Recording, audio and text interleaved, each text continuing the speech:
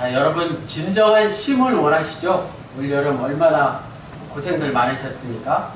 예수님은 우리에게 진정한 쉼을 얻게 하십니다. 우리가 잘 아는 마태복음 11장 28절에서 30절 말씀, 수고하고 무거운 짐진 자들아 다 내게로 오라, 내가 너희를 쉬게 하리라.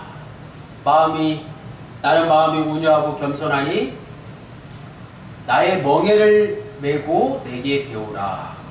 그리하면 너희 마음이 쉼을 얻으리니 이는 내 멍에는 쉽고 내 짐은 가벼우니라 하시니라. 잘 아시는 말씀이죠? 달인상한이 월요일마다 공부하러 가서 이 말씀을 한번 묵상해 봤어요. 교수님께 이 말씀을 배웠는데 큰 은혜가 돼서, 그리고 이 말씀의 진정한 의미를 달인상한이 깨우쳐서 여러분에게 먼저 전하고자 합니다.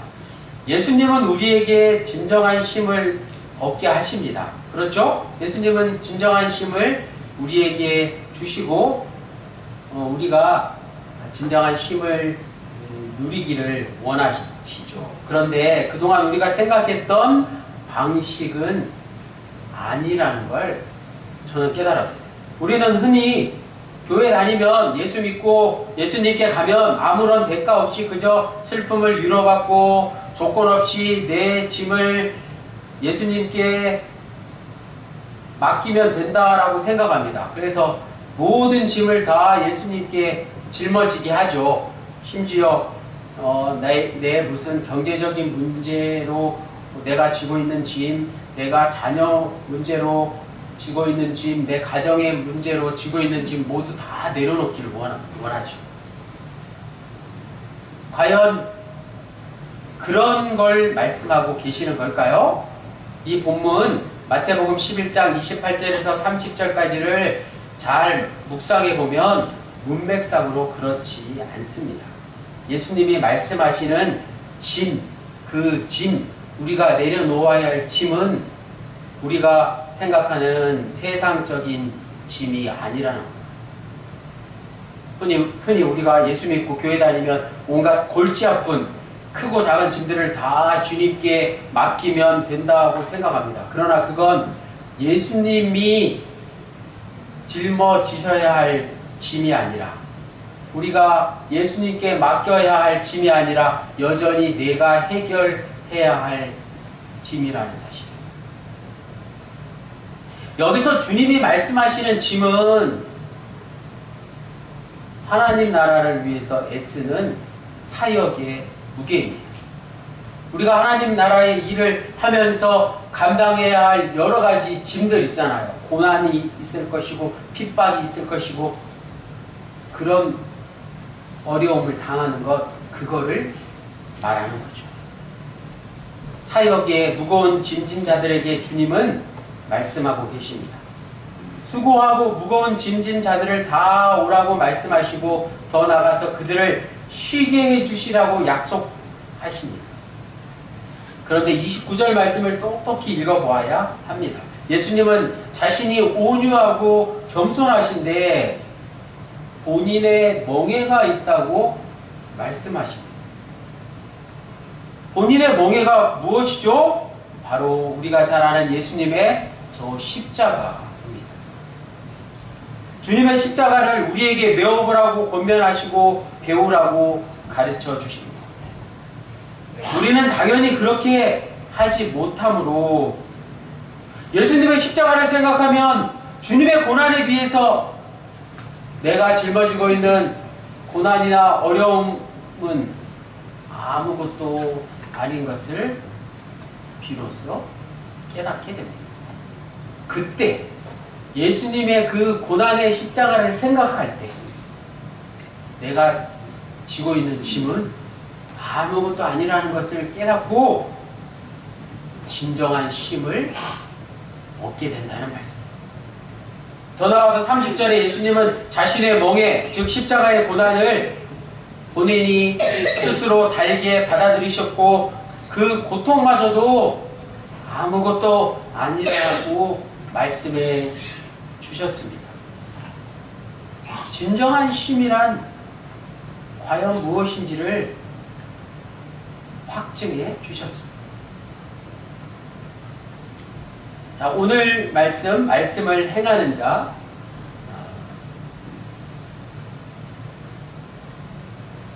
를 통해서 우리가 진정 하나님의 말씀을 행하는 것이 어떤 것인지를 함께 알아보겠습니다. 어릴 적에 포도를 먹을 때 영찬이만 안 할 때 제가 포도를 먹을 때는 그냥 알맹이를 목으로 꿀꺽 삼켜서 먹었어요. 그래서 포도 맛을 잘 몰랐던 것 같아요. 그냥 포도 알갱이를 그냥 꿀꺽꿀꺽 삼킨 그 맛이 전부였습니다. 포도 맛을 제대로 음미하지 못하고 급하게 먹었던 기억이 납니다. 그런데 요즘은 포도 알갱이를 일일이 깨물어 먹을 뿐만 아니라 껍질까지도 어떨 적에는 씹으면서 천천히 먹습니다. 그러면 포도 맛이 아주 좋습니다. 성경 말씀도 마찬가지예요. 얼마나 이 말씀을 제대로 우리가 곱씹어서 그 말씀의 뜻을 제대로 깨닫고 그 말씀의 뜻이 무엇인지를 알면 그 말씀대로 살지 않을 수가 없는 것이죠. 말씀대로 살고 있느냐 하는 질문을 받으면 우리 모두는 다 답이 서로 다를 수 있습니다. 어떤 이는 말씀이 자신의 인생을 이끌어 간다고 생각하고 어떤 이는 말씀이 자신의 삶에서 별로 큰 역할을 하지 못한다고 생각할 수도 있습니다. 중요한 것은 잘 모르겠다. 평소에 이런 걸 잘 생각해 보지 않았다고 생각하는 기독교인들이 많다는 것이죠. 성경의 가르침을 정확하게 알기 힘들고 안다고 해도 우리가 살아가는 저 세상은 성경 말씀과 전혀 다르게 작동되는 것 같기 때문입니다. 대다수의 기독교인들은 말씀과 삶이 분리된 상태로 살아가는 게 사실입니다.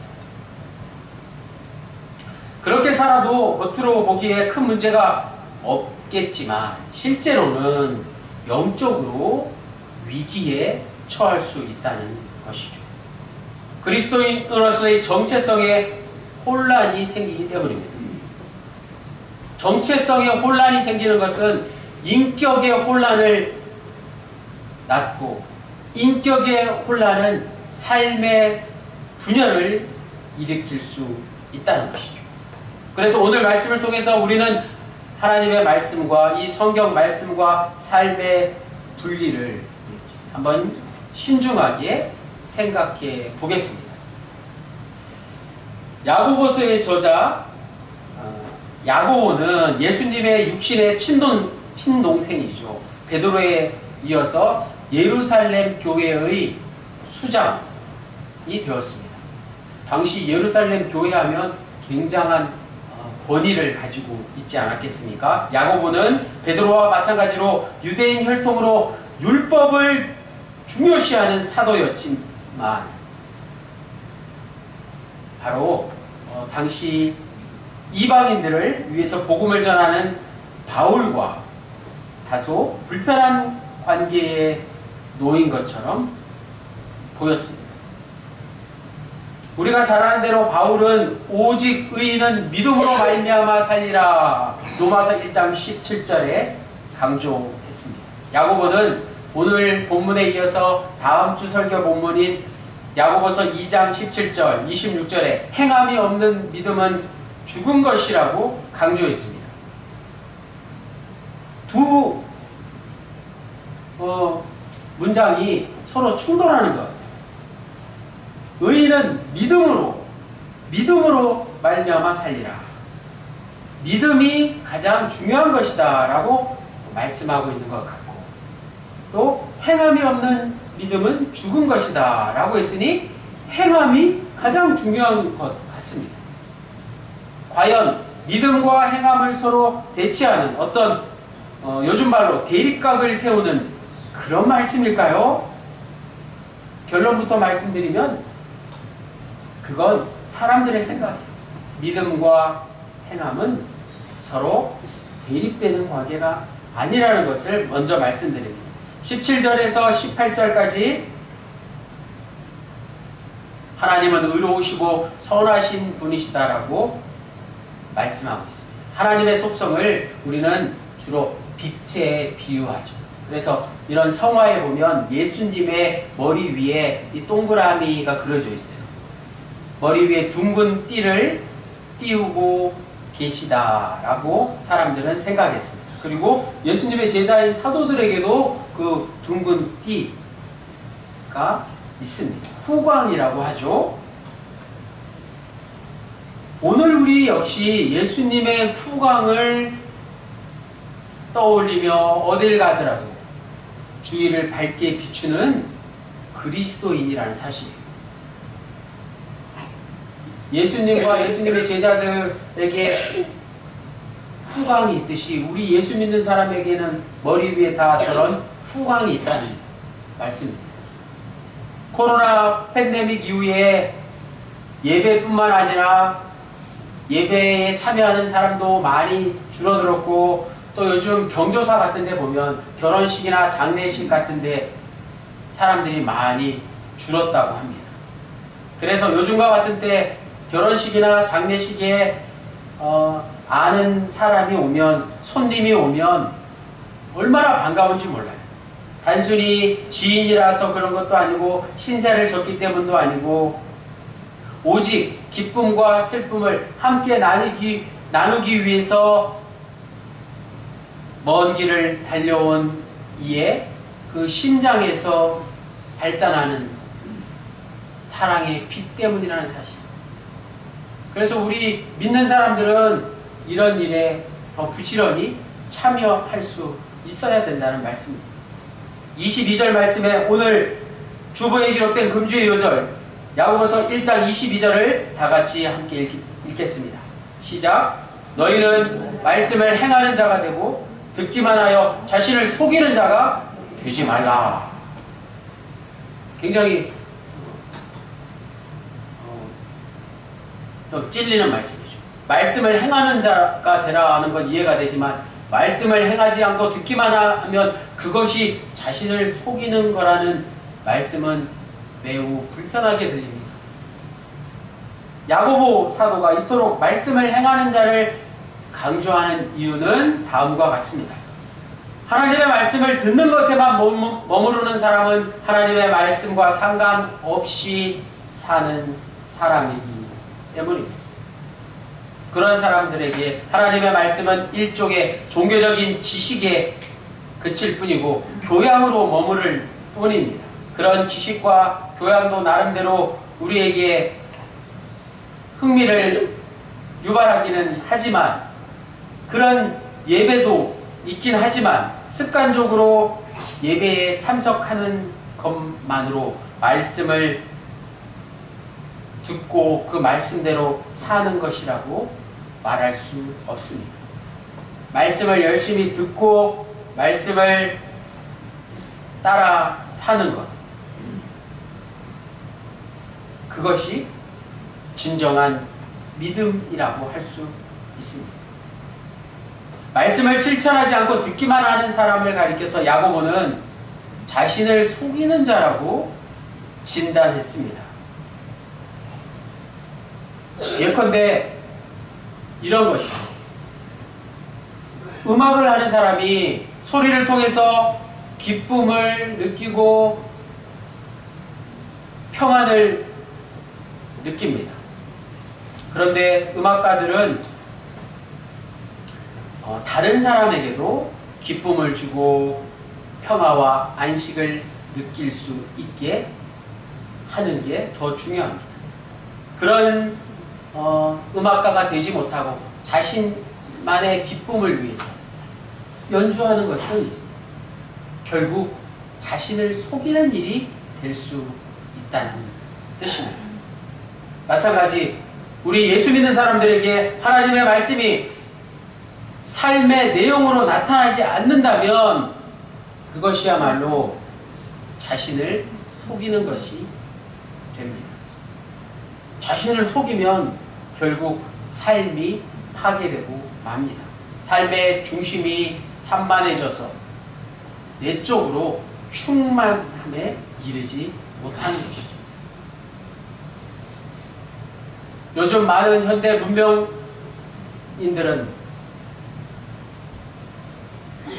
부동산과 주식과 집값 걱정에 마음이 뒤숭숭하며 살아가고 있으니 그들의 삶을 어찌 건강하다고 말할 수 있겠습니까? 그런 것에 온통 자신의 마음을 뺏기는 사람을 오늘 야고보는 자신을 속이는 자라고 말씀하고 있습니다. 23절에서 25절까지 우리는 이중인격자를 싫어합니다. 이중인격자라는 말은 겉과 속이 다른 사람을 뜻합니다. 다시 말해서 말과 행동이 다른 사람이죠. 본문에 이런 사람을 거울로 자신의 생긴 얼굴을 보고 곧 잊어버리는 사람이라고 했습니다. 당시 거울은 청동의 한 면을 갈아서 만든 것이기에 얼굴의 세밀한 부분까지 잘 반사시켜 보여주지 못했습니다. 그런 거울에 자기 얼굴을 한번 비춰본다고 해서 자신이 어떻게 생겼는지 분명히 기억이 나지 않았던 것이죠. 더구나 이 사람은 다른 일로 마음이 쫓겨서 거울에서 본 자기 얼굴을 금세 잊어버리고 말았습니다. 여기서 얼굴은 곧 하나님의 말씀을 가리키는 것입니다. 말씀을 들을 때는 잠시 그 말을 기억하지만 세상에 나가서는 아무 기억도 나지 않는 것이라는 뜻이죠. 더 나아가서 말씀을 듣고 행하지 않는 사람은 내적인 것에 관심이 없는 사람이라는 뜻입니다. 어쩌면 내적인 것에는 관심이 없고 겉으로 드러나는 외모에만 관심이 있는 사람은 행함이 없는 믿음은 그런 것이 아니라 내적인 것, 외적인 것이 아니라 내적인 것에 더 관심을 두고 가치를 두는 사람이라고 말씀드릴 수 있습니다. 그것이야말로 영적인 것에 더 관심을 갖게 되기 때문입니다.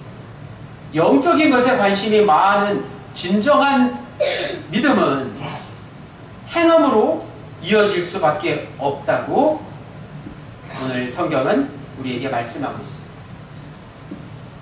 그리고 그 사람은 복을 받으리라고 말씀하고 있습니다. 26절에서 27절까지 경건에 대해서 말씀하고 있습니다. 경건이란 어떤 것일까요? 경건은 예배당에 와서 조용히 기도하고 조용히 찬송 부르고 그렇게 가만히 있는 것만을 뜻하는 말이 아닙니다. 참된 경건이란 무엇인지를 아는 게 중요합니다. 참된 경건은 흠없는 정결한 것이요 자기를 세상에 물들지 않도록 지켜나가는 것이라고 말씀하고 있습니다. 그런데 경건의 훈련은 힘이 드는 게 당연합니다. 스스로 돌을 닦듯이 경건을 훈련하는 건 불가능하기 때문입니다. 스스로의 힘으로 경건을 훈련하기가 매우 힘들다는 사실입니다. 그래서 스스로 경건을 이루는 게 아니라 다른 사람을 위해서 구제함으로 경건에 참여해야 한다고 말씀하고 있습니다. 경건에는 오늘 27절에 잘 설명해 주고 있듯이 고아와 과부를 돌보는 행함이 들어가야 한다고 말씀하고 있습니다. 진정한 경건은 가만히 있는 것 아니라 조용히 기도하는 것으로 끝나는 것이 아니라 어떻게 하는 것이라고요? 어려운 이웃을 찾아가서 도와주는 게 참된 경건, 진정한 경건이라는 말씀입니다. 우리가 해마다 구세군에서 추운 겨울에 자선 낭비를 하는 이유가 바로 이것이죠. 가장 좋은 경건의 훈련이 바로 구세군의 자선 낭비 아니겠습니까? 세상 사람들도 구세군의 자선 낭비를 보고 잠시 경건해지는 이유가 바로 여기에 있습니다.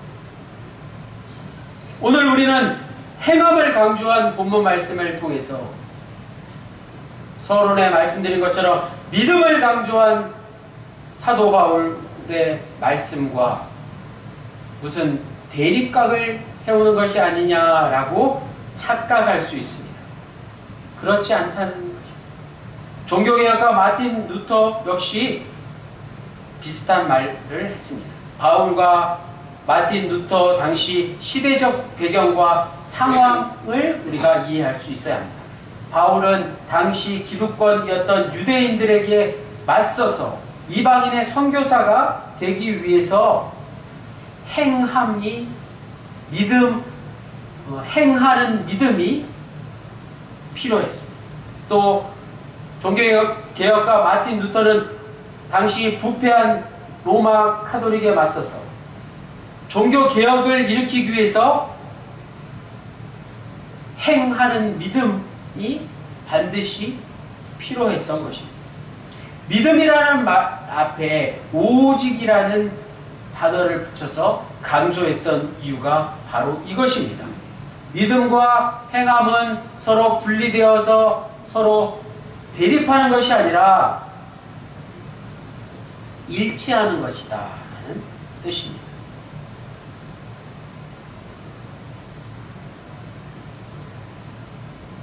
행하는 믿음이라는 대전역 노숙인 돕기 프로그램이 있죠. 그 이름을 너무나도 잘 지은 것 같아요. 행하는 믿음. 믿음이 있는 사람은 행동으로 옮긴다는 거예요. 굳이 하는 일에 가만히 있지 않는다는 것이죠. 행하는 믿음. 종교개혁가 마틴 루터는 믿음과 행함을 동시에 강조했습니다. 사람이 하나님으로부터 의롭다는 인정을 받는 데에는 믿음으로 충분하다고 말했습니다. 그런 구호에 따라서 기독교 신앙에서 행함, 즉 말씀을 실천하는 것은 그 당시 사회를 변화시키는 가장 중요한 것이었습니다. 옳은 믿음에는 반드시 행함이 뒤따릅니다. 하나님에게 일부러 잘 보이려고 행함을 실천하는 게 아니라 하나님을 제대로 믿기에 저절로 거기에 상응하는 행함을 실천하게 되는 것입니다. 행함이 없으면 하나님과의 일치도 없습니다. 사랑하는 더감명문의 부모님들, 말씀과 삶의 일치를 구도적으로 추구하는 이들은 그 어느 것으로도 대체될 수 없는 하나님의 복을 받게 될 것입니다. 오늘 말씀의 마지막 부분에 말씀을 행하는 자는 하나님의 복을 누리게 될 것이라고 말씀하고 있습니다. 그 복은 세상이 주는 복이 아니라 진정한 복, 하나님이 우리에게 주시는 가장 좋은 것입니다. 좋은 나무가 나쁜 열매를 맺을 수 없듯이 믿음은 행함으로 열매를 맺습니다. 행하는 믿음과 행함의 조화와 균형이 우리에게 필요합니다. 믿음이 먼저냐, 행함이 먼저냐, 이런 질문이 아니라 믿음과 행함은 조화와 일치를 이루는 것입니다. 좌로나 우로나 치우치지 않는 것입니다. 믿음과 행함은 갈등의 문제가 아니라 균형의 문제라는 말씀입니다.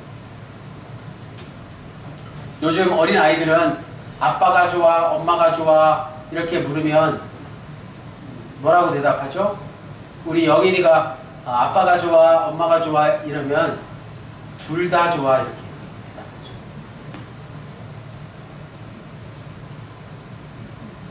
요즘 아이들은 망설임 없이 엄마 아빠가 다 좋아라고 대답합니다. 마찬가지 오직 믿음이 아니라 온전한 믿음으로 경건의 본질을 회복해서 하나님 사랑과 그리고 이웃 사랑을 실천해 나가시는 우리 모두가 되시기를 주님의 이름으로 간절히 축원합니다.